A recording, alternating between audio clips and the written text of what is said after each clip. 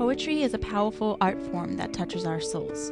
Poetry involves us through vivid imagery, intrigues us by the balance between delicacy and power, and connects us through moments we relate to from our experiences in life. It remains timeless from generation to generation by those who appreciate it and pass it on to others. Poetry is wonderful to read by yourself and to be enjoyed. It can help inspire, sympathize, or even acknowledge that you are not alone and someone else has felt what you are feeling. But the most amazing poems will do no great thing just sitting on a shelf. It must be read, understood, hopefully enjoyed, but most importantly, shared. When shared, the power of poetry is enhanced. All different people may read the same thing and take completely different things away from it. In those differences, poetry brings up a variety of distinctive themes of life, which enrich our human experience. Poetry is the bridge from one person's experience to the next, and in those experiences, it connects us to each other to make us realize that there is meaning in everything.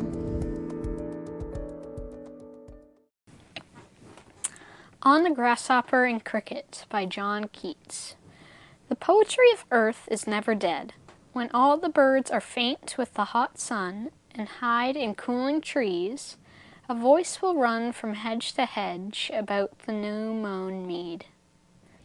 That is the grasshopper's. He takes the lead in summer luxury. He has never done with his delights, for when tired out with fun, he rests at ease beneath some pleasant weed.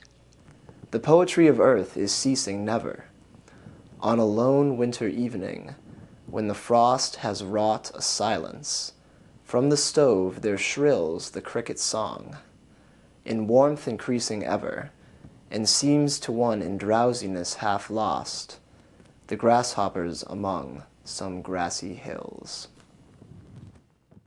The poem is about grasshoppers and cricket. A grasshopper and a cricket, and how they really enjoy the summer, but then winter comes and there's the absence of the cricket sounds and the grasshoppers jumping. I think he wrote it a lot because he wanted to express his feelings, maybe, about nature. I think he might have felt very connected to nature and liked it a lot. When I read this poem on the grasshopper and the cricket, John Keats' first line is, "The poetry of earth is never dead." It's always alive, and even if it's hiding somewhere small. And I think the grasshopper and the cricket are a metaphor for the poetry of earth, because when the birds are faint with the hot sun and they're hiding from cooling trees, there's a voice that's jumping around and it's happy, and it's the grasshoppers. And he's taking the lead in summer luxury. He's enjoying his surroundings. He's hopping gaily about and prancing and singing his song and having a good time and soaking things up. And then on a lone winter evening, when the frost has wrought a silence, then there's the cricket, and he's singing a song. And so this poetry is just always alive and singing out from, grassy hills and your wood stove. And the voice of poetry in this case is the voice of the grasshopper and the cricket, for me. And it's a pretty awesome metaphor, because you never really take too much notice of crickets or grasshoppers, in the same way that you don't take too much notice of the beauty of the earth. And then one day you'll be sitting around, summer or winter, and you'll just hear a chirping, or the grasshopper chirping. And it's like, oh yeah, the earth is alive and vibrant and singing. What the poem means to me is thinking of a time past when we had time to really observe, when we had time to really ponder things. That doesn't happen very often anymore. I really like this poem because it really just connects a lot with nature, and I love nature.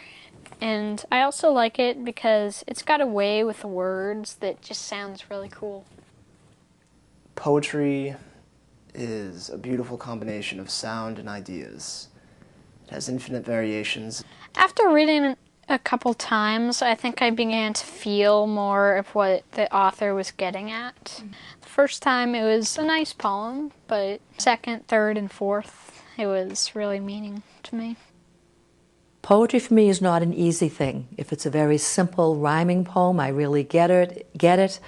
But sometimes I have to kind of think about it in order to get into the depth of poetry. So for poetry, for me, it's not something that I automatically get the first time I read it. It's something I would have to read through a few times sometimes and then discuss it, because you value other people's insights to help you understand what's been said. But isn't that the best thing? Because that gets us to talk to other people, talk to people that we care about being with, and get ideas from them and share ours with them. It matters. I would share this poem with as many people as I could. In general, I don't think there's a very big appetite for poetry among just, everyday life. I think poetry is hard to understand and difficult to appreciate sometimes because it's very dense. However, it's an extremely powerful art form, but all its power is based on you, the reader. If poetry is just sitting there by itself, it does nothing. It does nothing at all. If someone picks up a piece of poetry, and they're a little interested in it, and they skim it over, then it has a little bit of power to entertain you and enrich your life. But if you're thoroughly invested in poetry and take the time to really read it, you can gain stupendous dividends from it. It's beautiful.